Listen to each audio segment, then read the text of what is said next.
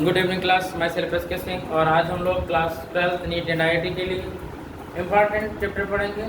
और ये हमारा मैग्नेटिक का लास्ट चैप्टर है, कह रहा है कि magnetic field and earth magnetism. ठीक है ना, magnetic field and earth magnetism. हम लोगों ने पहले ये समझा था कि मैग्नेटिक की जब मैग्नेटिक स्टार्ट हुआ है तो कब से स्टार्ट हुआ था, 25,000 ईयर बिफोर ये मैग्नेट के बारे में हम लोगों ने जाना। कब से? 2500 ईयर्स बिफोर हम लोगों ने जाना। और ये एशिया महाद्वीप में एक जगह थी मैग्नेशिया। क्या थी? मैग्नेशिया। एशिया महाद्वीप में क्या था? मैग्नेशिया। और मैग्नेशिया में स्टोन पाए जाते थे जो ब्लैक कलर के होते थे। ठीक है ना, और उसकी प्रॉपर्टी थी कि वो आयरन को अट्रैक्ट करते थे, यानी मैग्नेटिक सब्सटेंस को अट्रैक्ट करते थे। ठीक है ना, बाद में इसका नाम क्या पड़ा?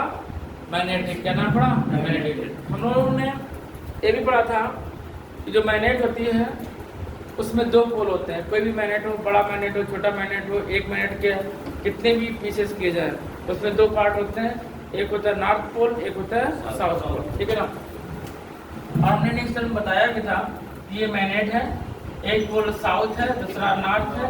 और यदि बीच से ब्रेक कर दिया जाए, बीच से मैग्नेट को ब्रेक कर दिया गया तो ये नॉर्थ पोल हो जाएगा और ये साउथ पोल हो जाएगा।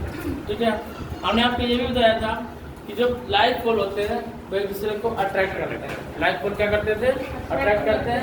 और लाइट पोल नहीं, लाइट पोल रिपल्सिव पोल करते हैं। क्या? Repulsive pole means like poles क्या होता है? यदि नॉर्थ और नॉर्थ पोल एक साथ लेके जाएंगे पास में तो कैसे करें? एक दूसरे को रिपल्सिव फोर्स प्रोड्यूस करें। कैसे? Repulsive force. ठीक है ना, और यदि अपोजिट पोल होंगे, एक नॉर्थ पोल हो और एक साउथ पोल हो, ये नॉर्थ पोल है, ये साउथ पोल है, तो नॉर्थ पोल और साउथ पोल साथ लेके जाएंगे तो इनके बीच में अट्रैक्शन फोर्स प्रोड्यूस होगा। कैसे फोर्स प्रोड्यूस होगा? अट्रैक्शन फोर्स प्रोड्यूस होगा। ठीक है, और हम लोगों ने ये भी पढ़ा था कि जो हमारा जैसे जो चार्ज होता है, क्या होता है? चार्ज। इलेक्ट्रिक में पढ़ा था हम लोगों ने चार्ज में क्या होता है कि अगर पॉजिटिव चार्ज होता है, नेगेटिव चार्ज होता है। ठीक है ना, पॉजिटिव चार्ज और नेगेटिव चार्ज। यदि इसमें इलेक्ट्रिक फील्ड की बात करी जाए कि इलेक्ट्रिक फील्ड का क्या इफेक्ट होता है, तो इलेक्ट्रिक फील्ड में क्या होता है कि इलेक्ट्रिक फील्ड जो होता है पॉजिटिव चार्ज से क्रिएट होता है और कहाँ क्रिएट जाता है? नेगेटिव चार्ज पर क्रिएट होता है। किधर? पॉजिटिव से क्रिएट होता है और नेगेटिव की ओर जाता है। किधर जाता है? नेगेटिव की ओर जाता है। पॉजिटिव से स्टार्ट होता है और नेगेटिव की ओर जाएगा। ठीक है ना, और ये जो इलेक्ट्रिक फील्ड लाइन्स है ये ओपन लूप बनाती है। कैसा लूप बनाती है? ओपन लूप बनाती है। और जो मैग्नेटिक फील्ड लाइन्स होती हैं ये नॉर्थ से क्रिएट होती हैं और साउथ की ओर जाती हैं। नॉर्थ से क्रिएट होगी और साउथ की ओर जाएंगी, और इस साइड में साउथ से नॉर्थ की ओर जाएंगी, इस साइड से साउथ से नॉर्थ की ओर जाएंगी। So it is mega close loop. कैसे लूप बनाएंगी? Close loop. इनका जो लूप होगा क्लोज होगा, इनका जो लूप होगा वो कैसा होगा? ओपन लूप होगा। एक बड़ा था, समझ में आया? देखिए, एक बार जब लिख जाता है, नोट्स बन जाते हैं और दोबारा रिवीजन कर दिया जाता है तो 100% समझ में आता है। और हम लोग देख रहे हैं ये 12th की जो बुक है इसका हम लोग सेकेंड लास्ट चैप्टर पढ़ रहे हैं। ठीक है ना, तो लास्ट में केवल एक चैप्टर बचा हुआ है तो आपका ये फर्स्ट बुक का, तो फर्स्ट बुक का एक लास्ट चैप्टर बचा हुआ है। इसके बाद में आप सेकेंड बुक स्टार्ट हो जाएगी। और भी हम लोग पास इतना टाइम है कि हम लोग रिवीजन करने के बाद में अनसॉल्व भी कर लेंगे अप्रॉक्स 10 ईयर का। ठीक है ना, उस बात का तो बहुत अच्छे मार्क्स आएंगे 12th में। और इसके बाद में हम जो कंपटीशन की बात करते हैं, कंपटीशन के साथ साथ क्वेश्चन बता रहे हैं, क्योंकि CBSE बोर्ड में ऑब्जेक्टिव जो क्वेश्चन आता है वो लाइक का कंपटीशन के तरीके से ही होता है। अप्रॉक्स 20 मार्क्स का है तो उस पर हमें ध्यान देना है। ठीक है, अब हम लोग बात करेंगे देखिएगा, तो जिस टाइप से हमारे पास चार्ज 2 टाइप के होते हैं। कितने टाइप होते हैं? 2 टाइप के चार्ज होते हैं। एक पॉजिटिव चार्ज होता है, एक नेगेटिव चार्ज होता है।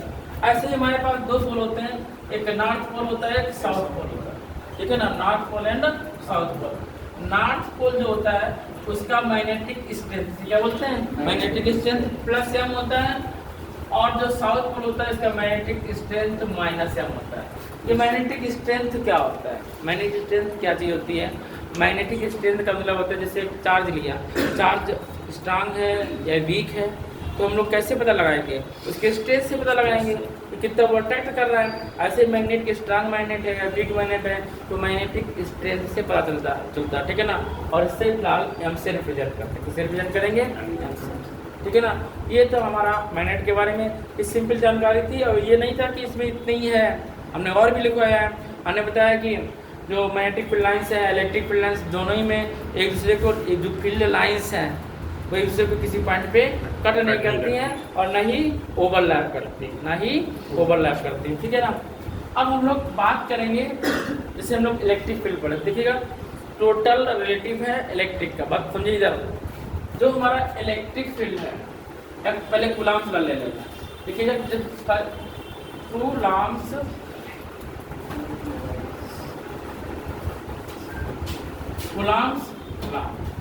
कूलम्ब्स लॉ क्या डील करता है कि दो चार्ज पार्टिकल है, प्लस चार्ज और माइनस चार्ज।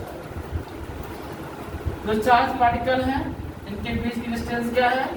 F है, ठीक है ना। तो बीच डिस्टेंस R है, अट्रैक्टिव और रिपल्सिव फोर्स F है, और इस पे चार्ज Q1 है, इस पे चार्ज Q2 है। यहाँ प्लस माइनस आता है, दो चार्ज Q1 Q2। यदि हम फोर्स फाइंड करते थे तो F proportional Q1 Q2 upon R square आना था। प्रोपोर्शनल का साइन हटाए थे तो आया था 1/4 pi epsilon not Q1 Q2 upon R, ठीक है ना। अभी लिखवा देंगे, लिखने की कोशिश ना करो, ठीक है ना। जब हम लोग इलेक्ट्रिक फील्ड पढ़ेंगे और मैग्नेटिक फोर्स की बात करेंगे। अब यहाँ पे जब मैग्नेटिक फोर्स की बात करेंगे तो यहाँ पे दो मैग्नेटिक स्ट्रेंथ लिए, प्लस एम और minus m. Magnetic strength plus m और माइनस एम, डिस्टेंस इनके बीच भी आ रहा है। तो यहाँ पे जो मैग्नेटिक फोर्स होगा एफ एम इक्वल μ0/4 पाई, कांस्टेंट क्या होता है? μ0/4 पाई। और यहाँ क्या होगा? m1 m2/r square, m1 m2/r square. ये मैग्नेटिक फोर्स होगा। कौन सा फोर्स होगा? मैग्नेटिक फोर्स होगा। फोर्स कहीं भी हो उसकी यूनिट न्यूटन ही होती है, इसकी यूनिट भी न्यूटन ही होगी, ठीक है ना। तो मैग्नेटिक फोर्स क्या होता है? तो like the electric force F equal 1/4 pi epsilon not Q1 Q2 upon R square, या FM equal μ0/4 pi M1 M2 upon R square. बात समझ में नहीं आई? बोलो तो लिखिएगा, नहीं डालेगा। मैग्नेटिक फोर्स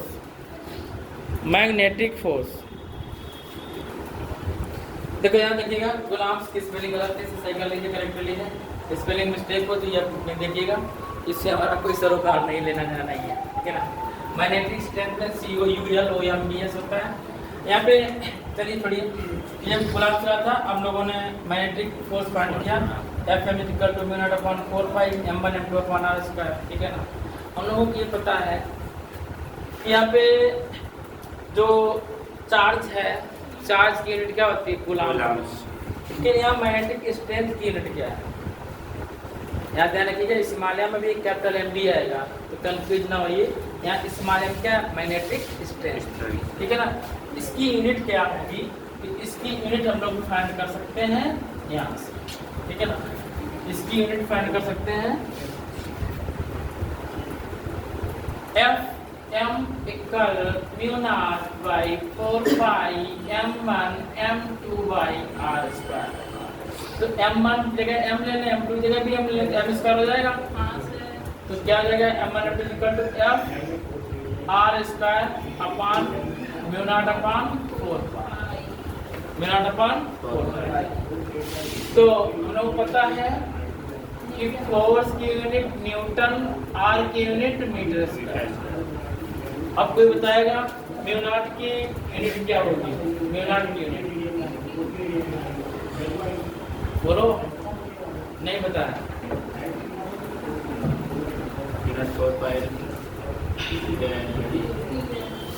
बोलिए,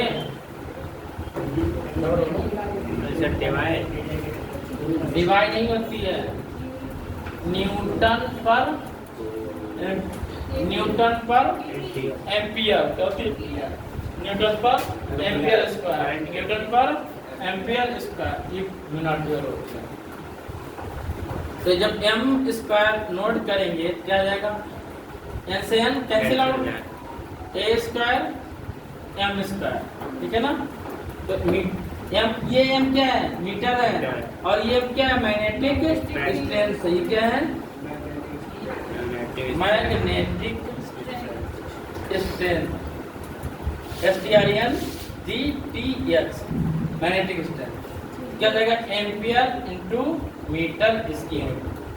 अगर हम डायमेंशन की बात कर लें कि मैग्नेटिक स्ट्रेंथ डायमेंशन क्या होगी? A और मीटर की L, क्या होगी?